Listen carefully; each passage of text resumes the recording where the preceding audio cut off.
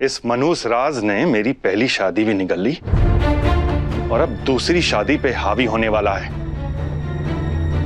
तुम जानना चाहती हो ना क्या है राज? तो सुनो, मगर उससे पहले तुम्हें मुझसे वादा करना होगा कि तुम ये बात किसी के सामने नहीं लाओगी। आपको मुझ पर भरोसा नहीं है तो रहने दीजिए, मत बताइए मुझे। ऐसी बात नहीं है। परसों से जो राज हमने दिल में छुपाया हुआ है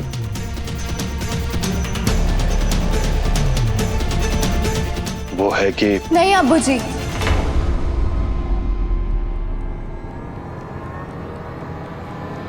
ये क्या करने जा रहे हैं आप?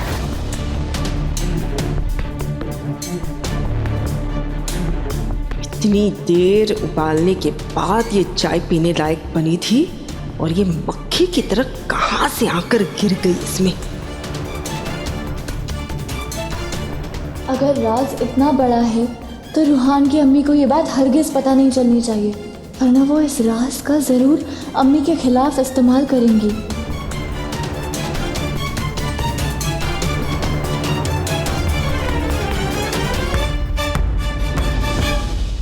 अब्बू जी, आप जिस भी राज की बात कर रहे हैं, अगर वो अम्मी के बारे में है तो उनकी इजाजत के बिना किसी और को बताना तो गलत होगा ना।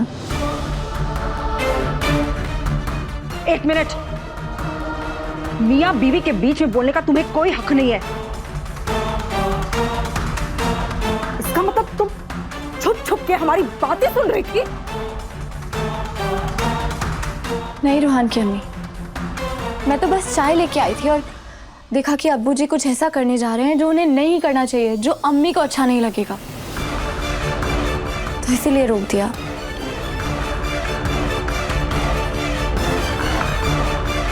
अपने शौहर का हर राज जाने का हक है मुझे। बेशक, पर तब नहीं जब वो राज पहली बीवी से जुड़ा हो।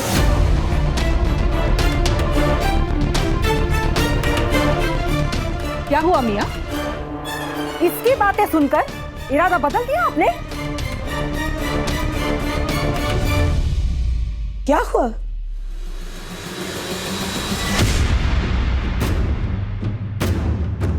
ये जोर जोर से लड़ने की आवाजें क्यों आ रही है यहां से?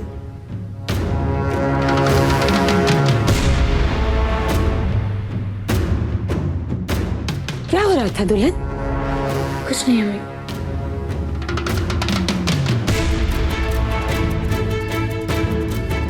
अब्बू जी, आप जो भी फैसला लें, पर ये जरूर सोच लीजिएगा, जिसने आपके साथ इतना बड़ा राज बांटा है, वो आप पर कितना भरोसा करती होंगी।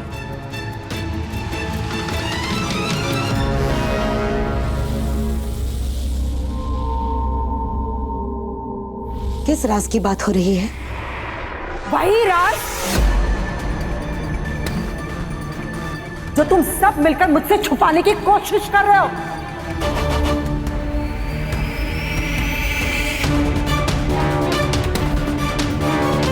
और इनकी बीवी होने के नाते मैं वो राज जानना चाहती हूं।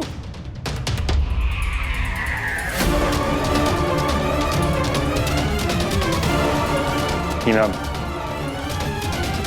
मुझे माफ कर दो,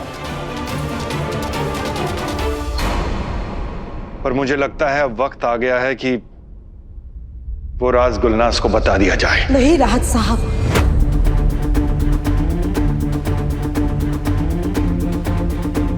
वो राज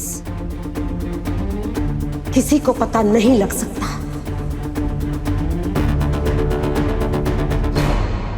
ऐसा भी क्या किया था तुमने हीना, जिसे छुपाने की इतनी जरूरत आन पड़ी है तुम्हें?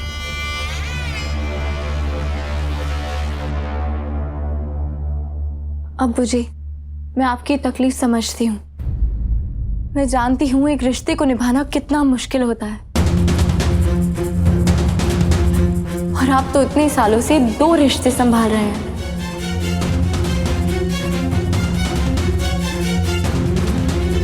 तुम भी हैदर की तरह राहत पर 2 निकाह करने का इल्जाम लगाने लगी। लेकिन ये मत भूलना कि मेरे बेटे ने जो भी किया वो मजहब के दायरे में रहकर किया, और जिसकी इजाजत खुद हीना ने दी।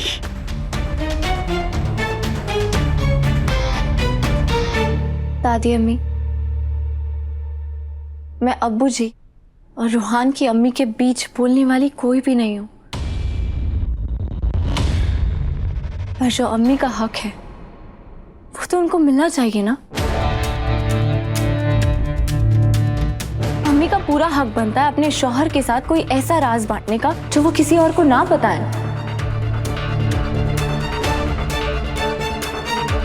दादी अम्मी, आप एक औरत हो के ऐसा बोल भी कैसे सकती हैं? उस वक्त अम्मी के छोटे छोटे बच्चे थे, कहाँ जाती उन्हें वो लेकर? इजाजत देने के अलावा उनके पास जरिया ही क्या था? मेरी तो रूह कांप जाती है सोचकर कि अपने शौहर को किसी और औरत के साथ एक ही छत के नीचे देखना उनके लिए कितना मुश्किल रहा होगा।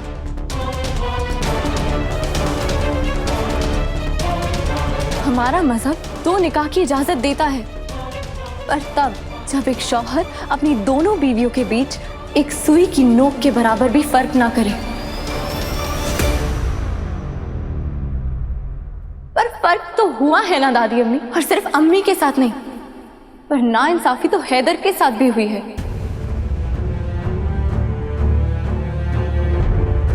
लेकिन अब्बू जी, अम्मी का वो राज राज रहे, ये उनका हक है, उसे उनका हक मत छीनिए।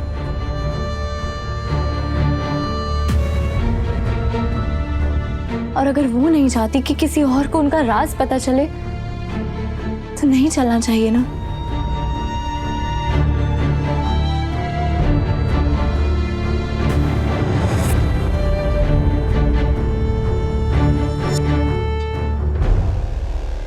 इसका मतलब तू अब भी ये राज जानती है? मतलब इस घर में से मैं ही बाहर वाली हूं जिसे जानने का कोई हक नहीं है? वो राज अम्मी का है, रूहान की अम्मी, और वो किसको ये राज बताए या ना बताए वो उनकी मर्जी है। आपको इस बात पे एतराज तो नहीं होना चाहिए।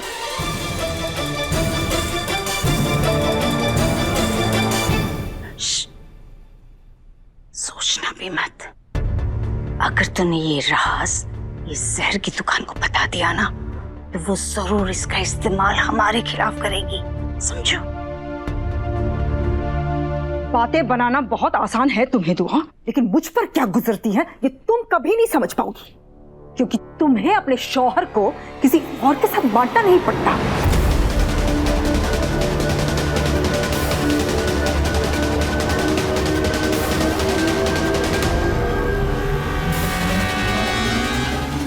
सोच लो, अगर हैदर भी कभी दूसरी बीवी ले आता और उसके साथ मिलकर तुम्हारे साथ कोई ऐसा राज छुपाता तो फिर तुम क्या करोगी दुआ?